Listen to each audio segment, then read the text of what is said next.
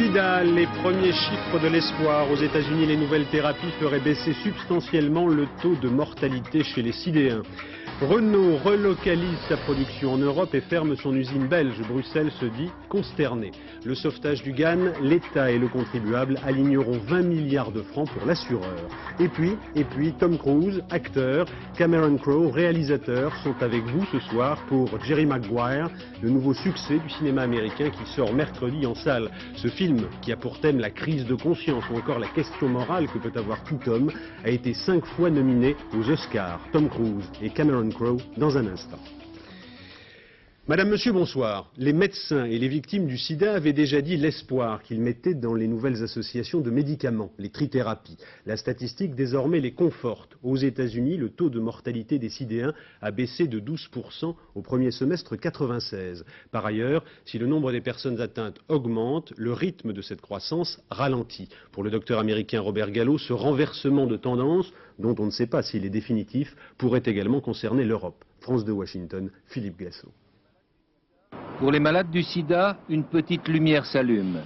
Ils se sentent moins abandonnés aujourd'hui, moins exclus. Le mot espoir peut s'écrire. La mort recule. Le président américain a tenu à souligner que pendant le premier semestre 96, le nombre de décès liés au sida avait sensiblement baissé. Et c'est la première fois depuis le début de l'épidémie. Cependant, le gouvernement américain n'est pas prêt à baisser la garde. La guerre contre le sida reste à gagner. Les efforts doivent continuer. Les résultats encourageants sont à mettre à l'actif des crédits débloqués qui ont doublé en 4 ans.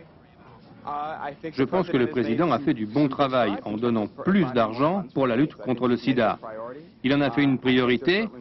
On peut faire plus, mais je pense qu'il a fait un grand pas dans la bonne direction. On a brûlé les étapes, la mise à disposition de nouveaux médicaments a été accélérée aux États-Unis. Une nouvelle enveloppe d'1 milliard de francs sera débloquée prochainement. Dans les régions comme New York, où des crédits considérables ont été levés, 500 millions de francs, les résultats sont là. Les études sont loin d'être complètes, mais avec les nouvelles armes médicales, la durée de vie d'un malade serait plus que doublée. On estime qu'elle est passée de 5 à 12 et même 15 ans. Le point faible, c'est la prévention. Dans les écoles, l'éducation sexuelle sur les rapports protégés ne fait pas l'unanimité, question de culture ou de mentalité. Pour la première fois, le nombre de morts du sida connaît une baisse historique de 12%. Cependant, le taux d'infection reste le même. Et pour la première fois, ce sont les Noirs qui sont le plus atteints. Dans le débat ouvert par la naissance de Dolly, cette brebis clonée, le président de la République a décidé de saisir le comité d'éthique sur la question du clonage des mammifères. Jacques Chirac demande aux sages d'évaluer si les textes existants permettent d'éviter tout risque d'utilisation de cette technique sur les hommes. Reportage Valérie Fourniou et Bernard Ronflet. La loi, dite bioéthique, de 1994, n'interdit pas explicitement le clonage. Ce mot n'est même pas mentionné. Elle s'attache plutôt à la primauté de la personne en interdisant toute atteinte à sa dignité et en garantissant le respect de l'être humain dès le commencement de sa vie. Toute pratique eugénique tendant à la sélection de l'espèce humaine est également interdite.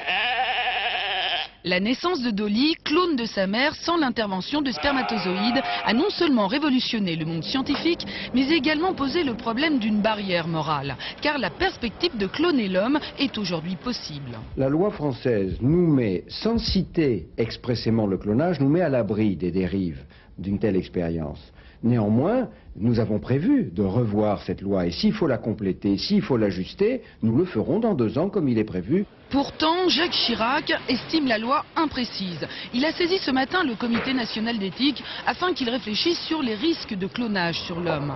Parlementaire, Christine Boutin avait pourtant dès 92 proposé un amendement interdisant le clonage. Science-Fiction lui avait-on répondu, l'amendement fut rejeté. La richesse de l'humanité, c'est la diversité. Le clonage, c'est la simplification et la reproduction à l'identique. C'est l'homme subordonné à l'économique. Et c'est en fait la sélection de la race et donc l'eugénisme et le totalitarisme. Donc la démocratie est en jeu, tout simplement. Donc il est indispensable de faire une loi. Mais c'est au niveau international qu'il faudrait également réglementer. Car une équipe de chercheurs américains dont les travaux sur le clonage avaient été interdits aux États-Unis poursuit actuellement ses expérimentations dans un pays d'Asie du Sud-Est.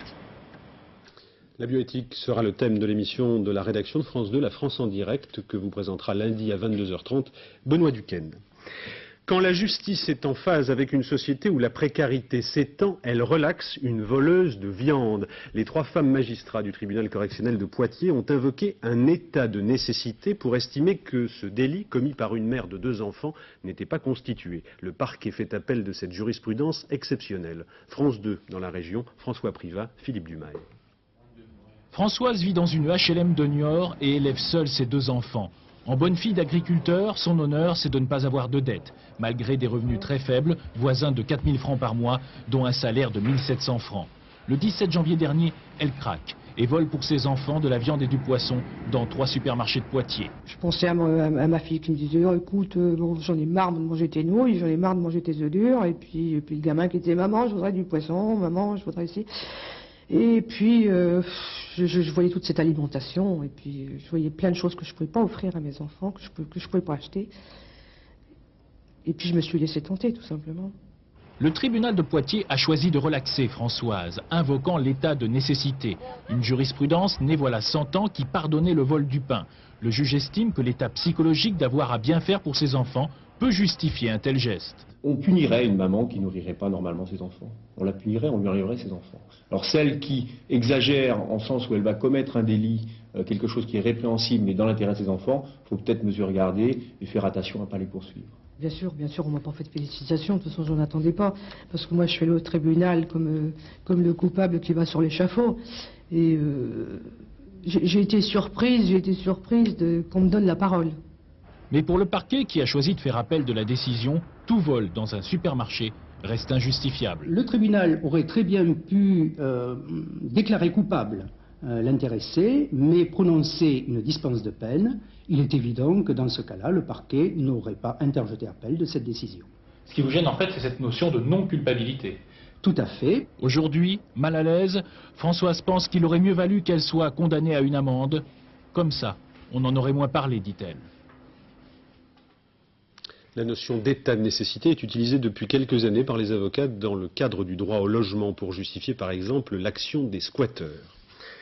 Renault devrait annoncer des pertes pour 1996. La régie entend donc réorganiser l'ensemble de ses usines en Europe pour faire face à ces difficultés. Son usine belge, qui emploie plus de 3000 personnes, va fermer. Le gouvernement belge exprime sa consternation. En France, les syndicats craignent que cette décision ne prélude à un plan social plus conséquent. Laurent Bailly, Michel Gianoulatos. Renault a décidé d'arrêter cette année la production de l'usine de Renault Industrie Belgique. Renault Industrie Belgique, autrement dit l'usine de Vilvoorde, dans la banlieue de Bruxelles. Sous le choc, les 3100 salariés se sont immédiatement mis en grève. Il faut dire qu'à partir de juillet, ils seront tous licenciés. Pour nous, la carrière, c'est fini. 45 ans, il ne faut plus aller voir ailleurs pour du boulot. Hein. Première riposte, les salariés immobilisent ici plus de 2000 voitures neuves, des Mégane et des Safran. 2 modèles qui seront désormais construits ailleurs en Europe. En attendant, les ouvriers en appellent au boycott. Si Renault fait ça avec la Belgique, si les gens veulent être solidaires, c'est de décommander tous leurs Renault et c'est d'acheter une autre marque. C'est tout. Je ne sais rien dire d'autre, moi. Ce sont les pertes de Renault, prévues pour 96, entre 4 et 5 milliards, qui amènent le constructeur à fermer Vilvoorde. En fait, depuis 91, 5 usines ont déjà connu le même sort dans toute l'Europe. Il n'en reste plus que 12 aujourd'hui et en France, plus de 3000 emplois disparaîtraient cette année. Mais stratégique ou pas, la fermeture de Vilvoorde provoque une émotion considérable en Belgique. Le Premier ministre, Jean-Luc Dehaene, se déclare ainsi indigné et stupéfait d'une décision qu'il qualifie de brutale. On frise l'incident diplomatique, même la Commission européenne pourrait mettre son nez dans cette affaire franco-belge. Alors, pour se justifier, le PDG de Renault, Louis Schweitzer, se rendra demain en Belgique avec un objectif, apaiser les esprits. Un malus de 20 milliards. Le GAN est à l'assurance ce que le Crédit Lyonnais est à la banque, le symbole d'une gestion et d'une tutelle déficiente. Le plan de sauvetage de l'assureur coûtera 20 milliards de francs à l'État, soit 1500 francs à chaque foyer fiscal. Philippe Visserias, Philippe Jasselin. Le centre commercial Bercy 2, aux portes de Paris. Dans les années 80, pour le construire, un promoteur emprunte près d'1 milliard de francs à une filiale bancaire du GAN. Survient la crise de l'immobilier au début des années 90. Incapable de rembourser, le promoteur fait faillite. Le groupe GAN se retrouve donc propriétaire d'un centre commercial dont les murs ont perdu les 3/4 de leur valeur. Des exemples comme celui-ci, il en existe des centaines. Des investissements hasardeux qui ont précipité la chute du groupe. Aujourd'hui, pour sauver le GAN, l'État est obligé d'injecter 20 milliards de francs, une recapitalisation faite à contre-cœur par le ministre de l'économie. Je ne comprends pas, par exemple, que dans l'immobilier, entre 1987 et 1992, les risques, les engagements soient passés de 15 milliards à 50 milliards. Sur ces activités, on aura perdu 27 milliards, ce que je trouve scandaleux. Jean Arthuis a demandé à Didier Pfeiffer, le nouveau président du GAN, de rechercher les responsables de cette déroute financière. Au cœur de la polémique, l'UIC, filiale du groupe, qui a pendant des années spéculé sur l'immobilier. Mais pour le personnel du GAN, les responsabilités sont aussi politiques. C'est quand même l'État actionnaire qui nous a imposé l'UIC. Alors maintenant, c'est vrai que le président de l'époque avait sans doute une part de responsabilité, mais comme il est nommé par l'État, je dirais bien que c'est l'État quand même. Une fois la situation assainie, l'État va se retirer de son rôle d'actionnaire. Avant la fin de l'année, le GAN se reconcentrera sur son métier, l'assurance, et sera privatisé. Le décret autorisant le redémarrage du réacteur à neutrons rapides Superphénix de Cress-Malville est annulé par le Conseil d'État.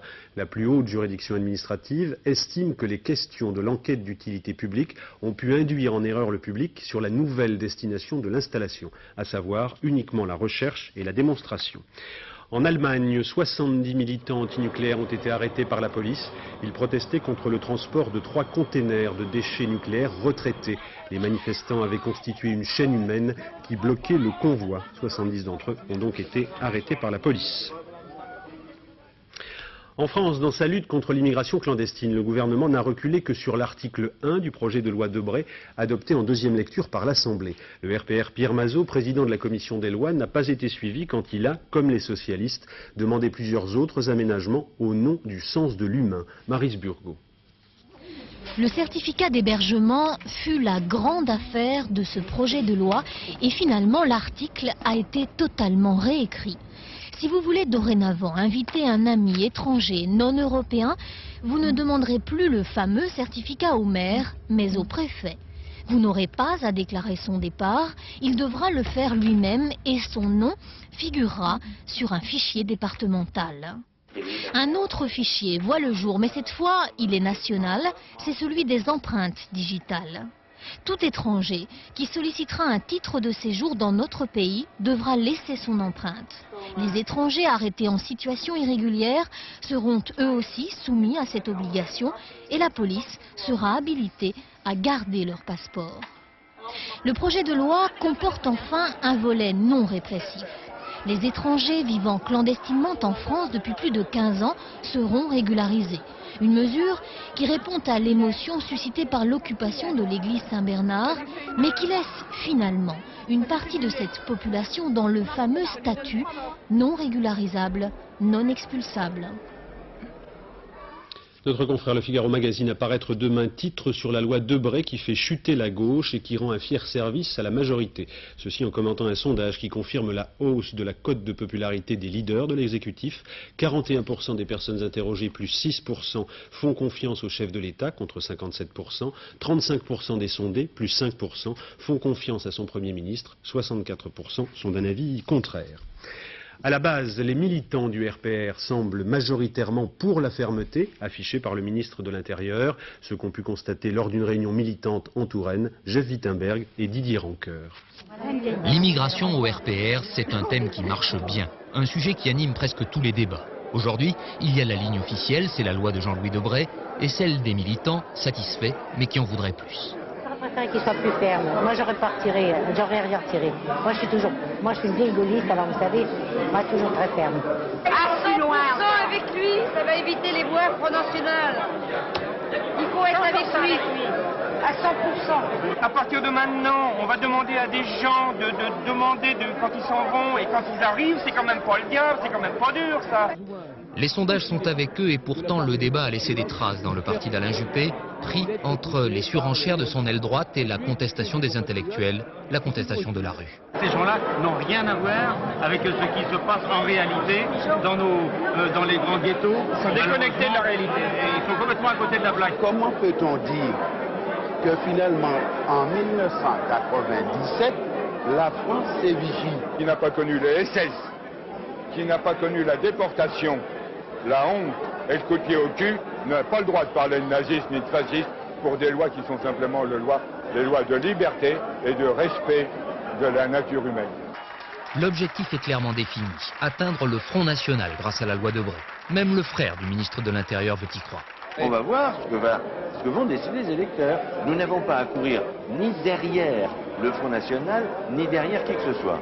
À un an des législatives, le RPR, Jean-François Mancel, son secrétaire général en tête, s'apprête à lancer une grande offensive contre le parti de Jean-Marie Le Pen, un adversaire devenu aussi redouté que le PS.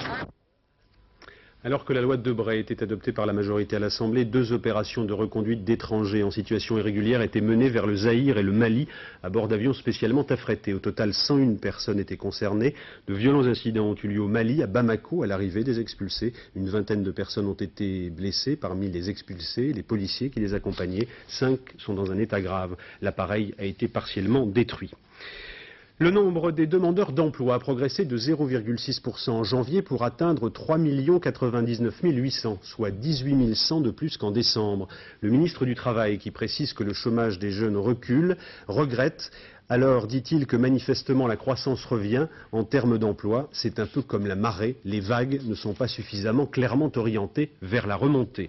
Le Parti socialiste estime, lui, que la hausse du chômage confirme l'échec gouvernemental. À noter que Nicole Notat déclare au terme du conseil d'administration de l'UNEDIC avoir noté un frémissement et l'amorce d'une tendance plutôt positive sur le front du chômage en raison de la reprise prévue de la croissance.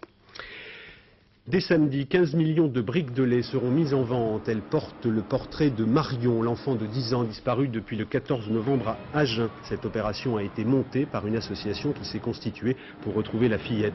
Cette pratique exceptionnelle en France est courante aux États-Unis. Sur l'emballage figurera également le numéro de téléphone des enquêteurs. La déclaration des revenus 1996 doit être remise au centre des impôts pour le jeudi 6 mars à minuit au plus tard. Parmi les nombreuses opérations d'aide à la déclaration, celle menée dans 5 villes de France par les étudiants en droit, notamment à Montpellier. À l'origine de l'initiative, l'administration fiscale. Sur place, Karine Comasi. Cauchemar dans les foyers, sueur froide chez les salariés, casse-tête chez les retraités. Comme chaque année, la feuille d'impôt est arrivée et cette année, elle est verte. Je trouvais que cette année, les documents étaient assez difficiles et puis avec les enfants qui grandissent, j'avais besoin de quelques conseils. Et les conseillers, les voilà. 3 étudiants en droit bénévoles et disponibles 6 heures par jour pour répondre à tout ce que vous vous êtes toujours demandé sur la fiscalité sans jamais oser le demander. Qu'est-ce qui peut être déduit une année? Qu'est-ce qui peut être déduit l'autre année avec les histoires de plafond? Enfin, comment ça peut se passer dans ce cadre-là? Vous trouvez la réponse à votre question? Pour le moment, oui. Parfois, il y a le problème des enfants à charge. Ça, c'est un problème qui revient assez souvent, savoir s'il faut sortir l'enfant du foyer fiscal ou pas. Bon. Et vous, étudiant, vous savez tout ça? On l'apprend. Avec un manuel de fiscalité et la ligne directe d'un inspecteur des impôts, nos étudiants reçoivent jusqu'à 50 personnes par jour et apprennent les réalités du terrain. Qu'est-ce qui vous a le plus surpris dans votre public? Justement, les gens qui arrivent ici et qui arrivent avec des tonnes de justificatifs et qui nous disent remplissez-moi ma feuille d'impôt parce que moi j'y arrive pas, je sais pas lire. Alors nous on trie les justificatifs, ceux qui sont utiles, ceux qui sont pas utiles. Et puis les gens qui signent avec une croix, c'est vrai que c'est vrai que ça fait quand même énormément bizarre en 1997 quoi. Je vous remercie. Je vous en prie. Allez, au revoir, monsieur, dames, et merci bien. Alors ça y est, la feuille d'impôt n'a plus de secret pour vous maintenant. Je crois pour cette année. Si l'année prochaine il y a un changement, je serai obligé de revenir vous voir. Avant jeudi 6 mars à minuit donc. Hausse de 30% de l'abonnement de base du téléphone à partir de ce week-end. En revanche, les communications nationales et internationales baissent de 17,5 à 20%. France Télécom estime que le solde devrait être favorable aux consommateurs. À l'étranger, le secrétaire général des Nations Unies, Kofi Annan, relance l'idée d'une force multinationale dans l'est du Zaïre. Il considère que la situation humanitaire y est très grave. Ce soir, Médecins sans frontières réclame l'évacuation d'urgence du camp de Tingi-Tingi, qui se trouve dans la zone des combats entre rebelles qui gagnent du terrain et forces gouvernementales. Il y a dans ce camp 80 000 personnes. Roumanie, le retour. L'ex-roi Michel, 75 ans, a été accueilli à Bucarest. 10 000 habitants de la capitale roumaine s'étaient rassemblés pour notamment assister à l'arrivée à l'aéroport, mais aussi à un dépôt de gerbes de l'ancien souverain au pied de la croix érigée à la mémoire des morts de la révolution de décembre 89. Lors d'une visite précédente, le roi Michel avait été salué par plus de 100 000 personnes. Charles Sobrage, dit le Serpent, 52 ans, soupçonné d'avoir tué une quinzaine de personnes dans les années 70 en Asie, est sur le point d'être libéré par les autorités indiennes après avoir passé 20 ans en prison. L'affaire embarrasse le gouvernement français, peu empressé d'accueillir sur son territoire un ressortissant au passé si lourd. Christophe Tortora, Alain Dubas. À Delhi, la comparution du Serpent devant un tribunal est l'objet de toutes les attentions. À 52 ans, Charles Sobrage est le prisonnier le plus connu en Inde. Ses déplacements se font sous très haute surveillance. Il faut dire que l'homme a un passé chargé, une vie de criminel hors du commun. Dans les années 70, un peu partout en Asie, il charme, endort, vole et assassine les touristes qu'il croise sur son chemin. On lui attribue une quinzaine de meurtres. Mais le Serpent glisse entre les mains de la justice. Il n'a jamais été jugé pour ses crimes. Sobrage a tout de même passé 20 ans à la prison de Tihar, en plein cœur de Delhi, mais uniquement en détention préventive ou pour s'être évadé d'ici en 1986 avant d'être repris. La semaine dernière, la justice indienne a estimé n'avoir plus rien à lui reprocher. Il est sur le point d'être libéré. Le Serpent quitte la cellule où il a fait son nid. On est content pour lui. Mais c'est un criminel. Il y a des milliers de meurtriers à l'intérieur de cette prison. Lui, il était bien avec les gardiens qui ne savent ni lire ni écrire. Il leur faisait même leur courrier. L'ambassade de France à Delhi n'a pas encore délivré les papiers indispensables à l'expulsion de Sobrage vers la France. L'arrivée du Serpent n'est pas vraiment appréciée. André Berthold, député de Moselle, était l'ami d'une des victimes de Sobrage. Il en appelle au garde des Sceaux. Il y a de multiples crimes qui sont reprochés à Charles Sobrage. Il faut maintenant remonter l'histoire. Il faut essayer de tout mettre en œuvre pour qu'il puisse être jugé, qu'il soit amené à rendre des comptes. Pour l'heure, à la demande de Paris, Sobrage est toujours retenu en Inde. Il attend de connaître le sort que lui réserve la France. Dernière minute à l'instant, on apprend qu'un séisme a eu lieu en Iran. Il a fait au moins 100 morts et 250 blessés. Ce tremblement de terre a ravagé une partie du nord-ouest de l'Iran. Donc bilan actuel, 100 morts et 250 blessés. La page des sports de ce journal avec le rugby. Demain a lieu à Twickenham en Angleterre un match clé du tournoi des 5 nations, France-Angleterre. La dernière victoire de l'équipe de France dans ce stade remonte à 1987. Le résultat sera important. Les deux équipes sont à égalité de victoires. Sur place pour France 2, Christophe Duchiron, Frédéric Basile.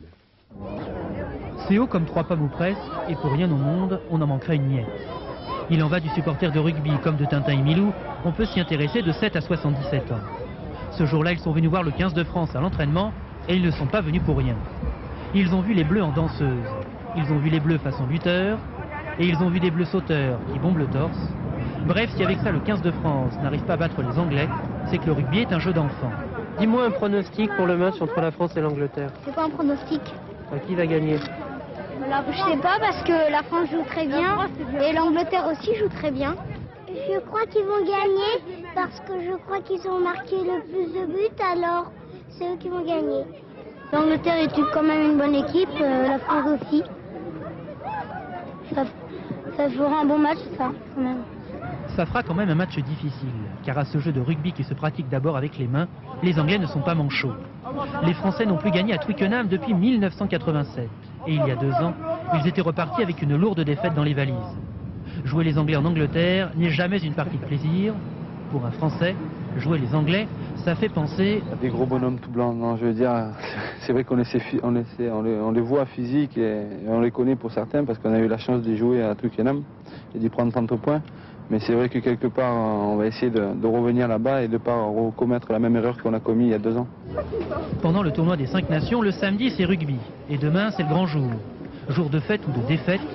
Ce serait tellement chouette si les Bleus du 15 de France ne décevaient pas leurs petits supporters. Voilà, Bertrand de Broc est arrivé vendredi matin dans le port militaire de Brest à bord d'un pétrolier et ravitailleur qui l'avait recueilli alors qu'il terminait sa course autour du monde à la voile en solitaire sans escale et sans assistance. Il avait chaviré jeudi après-midi dans le golfe de Gascogne. Le navigateur regrette de n'avoir pas connu la joie et la fête d'une arrivée au Sable d'Olonne. Il avait déjà été éliminé de la compétition. Tom Cruise et Cameron Crowe, messieurs, merci d'avoir choisi France 2 dans votre tournée promotionnelle du film qui est déjà un immense succès aux États-Unis, qui s'appelle Jerry Maguire. Il sort la semaine prochaine en France, à partir de mercredi. Immense succès aux États-Unis, 5 nominations aux Oscars. La cérémonie aura lieu à la fin du mois de mars. Tom Cruise, est-ce que vous vous voyez déjà comme meilleur acteur ? Écoutez, vraiment, je n'en sais strictement rien. C'est déjà un très grand honneur que d'être nommé pour les Oscars. Nous ne nous y attendions pas, nous ne nous attendions pas à un tel succès, un tel accueil du public. Alors, Jerry Maguire, grand film, ça dure longtemps. Jerry Maguire, c'est en quelque sorte une machine à faire de l'argent. C'est l'agent d'un footballeur ou deux footballeurs. Et cet homme, un jour, connaît une crise morale terrible qui remet en cause toute sa vie personnelle et toute sa vie professionnelle. Il décide de fonder sa vie sur la morale et de se retrouver une morale personnelle. Pourquoi est-ce que vous avez été séduit par ce personnage ? Ce qui m'a véritablement fasciné, c'est qu'il y a des thèmes universels dans ce scénario. Vous savez, au fil de sa vie, on constate que l'on peut faire une fois un compromis, et puis la deuxième fois, c'est encore plus facile de faire des concessions, et puis on fait sans cesse de plus en plus de compromis et de concessions. On ne se rend plus compte que l'on ne vit pas la vie que l'on aurait voulu vivre. On ne sait plus qui on est et d'où tout cela vient. Et je crois que c'est l'un des thèmes de ce film. C'est finalement un tableau très très acide, très ironique. Tout ce que subit cet homme est une expérience très profonde, très intéressante. Est-ce que vous êtes fasciné par les losers? Je suis fasciné par les gens, les hommes, les losers, les gagnants, tous les personnages. C'est toujours une belle histoire, les personnages sont très complexes et Cameron a su animer cela de façon remarquable. Alors on va regarder comment vous avez su animer cela, un extrait. Oui, qu'est-ce que je peux faire pour toi, Rod? Tu n'as qu'à me le dire, qu'est-ce que je peux faire pour toi? C'est un truc très personnel et très important aussi. Ouais, c'est la devise de la famille. Tu es prêt, Jerry? Je suis prêt. Je veux être sûr que tu sois prêt, mon frère. Là, ça le dit. Gagne-moi le blé. Gagne!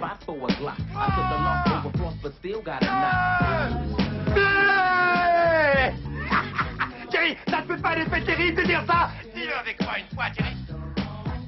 Gagne-toi le blé. Ah, non, tu peux faire mieux que ça, Jerry. Je veux que tu dises ça avec émotion, mon frère. Hey, j'ai Bob Sugar sur l'autre ligne. Et je parie qu'il sait le dire. Oui, non, gagne-toi le blé. Non, pas gagne-toi, gagne-moi le blé. Gagne-moi le blé. Ouais. Plus fort. Gagne-moi le blé. Ça vient, mon frère, mais il faut la gueuler, cette connerie. Gagne-moi le blé. Et il faut que je te sente, Jerry. Gagne-moi le blé. Tu ferais mieux de gueuler. Gagne-moi le blé. Gagne-moi le blé. Tu l'aimes, ton petit Black? Gagne-moi le blé. Je suis à fond pour les blagues. Je suis à fond pour les blagues. Qui c'est ton putain d'enfoiré, Jerry? Toi, mon putain d'enfoiré. Qu'est-ce que tu vas faire, Jerry? Gagne-moi le blé. Félicitations, tu es toujours mon agent. Cameron Crowe, vous avez 40 ans, ce film c'est votre consécration puisque cet acteur qui est l'un des acteurs les plus payés d'Hollywood vous fait confiance.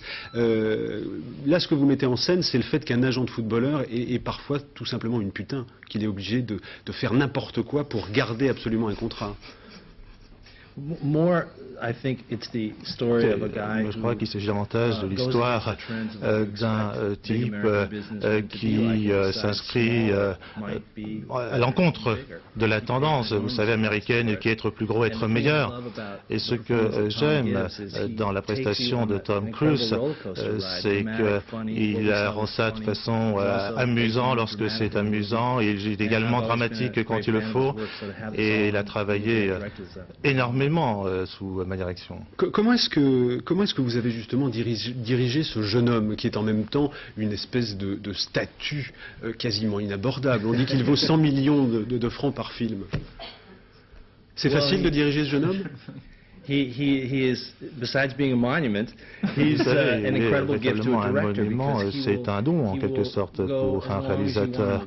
Il ira jusqu'où vous voulez qu'il aille. Il fera différentes versions d'une scène, jusqu'où vous voulez. Il a un cœur gros comme ça. Et moi je peux vous dire que lorsque je le vois derrière la caméra, c'est vraiment la meilleure chose que je peux faire. C'est vraiment un rêve de pouvoir réaliser ce genre de script. Donc c'est un don pour moi et c'est un cadeau. C'est la meilleure expérience que j'ai jamais eue. Tom Cruise, ce qui va vous sauver dans le film, enfin ce qui va sauver Jerry Maguire, c'est le sport, le mariage, l'esprit d'entreprise. Donc quelque part, cet Américain qui incarne Jerry va remonter la pente. Est-ce que vous pensez que cette success story est encore valable dans un pays, l'Amérique, où il y a 40 millions d'individus qui sont sans le sou, comme on dit en France? I mean, I don't think that it's necessarily. I think it's the exact opposite. It's not Je crois que ce n'est pas cela. C'est pas le sport qui sauve l'homme. C'est la foi. It's Dorothy. It's his. Non, c'est plutôt Dorothy, c'est son ami, sa femme. C'est de pouvoir réaliser véritablement sa vie. Finalement, il dit, nous vivons dans un monde parfaitement cynique, avec une concurrence très très vive. L'histoire, c'est pas une histoire américaine. Vous savez, ça n'a même pas besoin de se passer dans le monde du sport, ça aurait pu se passer dans un autre milieu. J'ai une question, une avant-dernière question à vous poser, après on parlera d'un mot de Kubrick, c'est votre nouveau film. Ce film pose la question morale. Bon, vous êtes quelqu'un qui vaut 10 milliards de centimes par film, vous êtes quelqu'un qui est adoré des femmes, 5e au classement de l'attirance chez les femmes. Vous faites également partie d'une église qui est l'église de Scientologie, qui est constitutionnelle aux États-Unis, mais qui est considérée comme une secte en France et en Allemagne. Est-ce que parfois vous vous posez la question morale, ou comment est-ce que vous réfléchissez à ces problèmes? Well, first of all, it doesn't have any constitutional problems in the United States. Tout d'abord, vous savez, on n'a jamais de problème constitutionnel aux États-Unis avec ce genre de choses. I don't know about the standing in France. Alors, je ne sais pas quelle est la situation en Europe, mais... En Europe, l'église de Scientologie est considérée comme une secte et a été condamnée notamment pour homicide involontaire, après un suicide. I can't speak. That's ridiculous. Écoutez, vraiment, c'est ridicule. C'est tout à fait ridicule. You know, in the United States, and I think anywhere, aux États-Unis et partout ailleurs, si vous croyez à quelque chose, si vous voulez avoir une pratique, c'est une chose merveilleuse. Je crois que les gens se méprennent. Il suffit de lire un livre là-dessus et on comprend bien de quoi il s'agit. Lorsque les gens ne comprennent pas quelque chose, ils en ont peur. On le voit tout au long de l'histoire. Et je crois que c'est la responsabilité des gens de prendre conscience de tout cela, de chercher à comprendre, et avant de condamner quelque chose que l'on ne comprend pas, d'abord essayer de comprendre pour constater tout le bien que cela peut apporter, parce que je ne participerai pas à quelque chose qui ne soit pas positif. En France, la justice a tranché, il y a un appel, la justice tranchera à nouveau. Dernière question, Tom Cruise, vous êtes dirigé actuellement par Kubrick, on peut penser que vous allez avoir l'Oscar du meilleur acteur pour Jerry Maguire, vous êtes actuellement dirigé par Kubrick, là c'est une consécration, en français je disais, c'est être dirigé par Kubrick, c'est une onction quelque part, est-ce que vous êtes d'accord? Qu'est-ce que ça vous apporte de travailler avec cet homme-là? C'est un homme extraordinaire. J'ai eu beaucoup de chance de travailler avec de grands réalisateurs. Alors, déjà travailler avec Cameron était une expérience remarquable et avoir maintenant la chance de travailler avec Stanley Kubrick, c'était l'un de mes réalisateurs favoris. Cameron et moi, nous avons parlé de Kubrick. Tout le monde veut savoir comment est Stanley Kubrick. C'est une chance vraiment sans précédent. Je suis très heureux. Merci messieurs. Précision que ce que n'ont pas vu les téléspectateurs, c'est que depuis que vous êtes arrivés, en fait, vous avez l'air d'être tous les deux de baigner dans une complicité absolument souriante. Donc a priori, le film Jerry Maguire s'est très très bien passé, en coulisses en tout cas. Messieurs, merci. Tom Cruise, merci. Thank you very much. Thank you for having us. Merci beaucoup de nous avoir invités. Merci. Donc le film Jerry Maguire, ça sort mercredi sur vos écrans. Dans la page culturelle de ce journal, la découverte en Pologne de manuscrits, de documents et de grimoires que l'on l'on croyait disparus dans la Deuxième Guerre mondiale. De fait, les Allemands les avaient cachés en Pologne. Ils viennent d'être exhumés. On y trouve du Beethoven, du Brahms, du Bach. Gérard Dalmaz.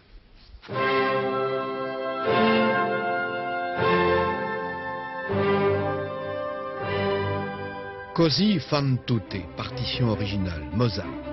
Et puis d'autres merveilles mondiales, Les Noces de Figaro, Idoménée, Bastien.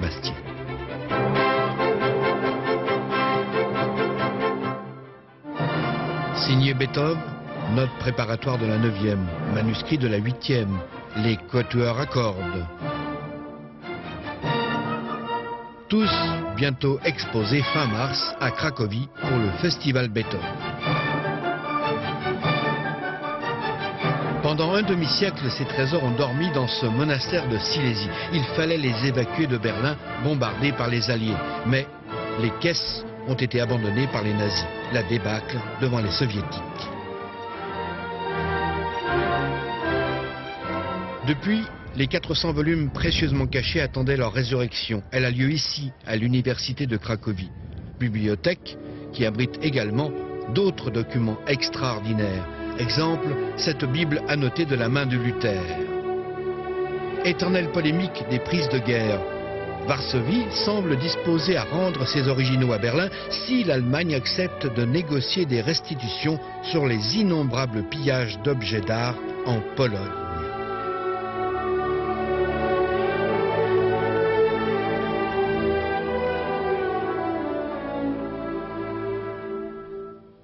Voilà, c'est la fin de cette édition. Merci de nous avoir suivis. Dans un instant, la météo par Isabelle Martinet. Ensuite, un point route avec Valérie Maurice.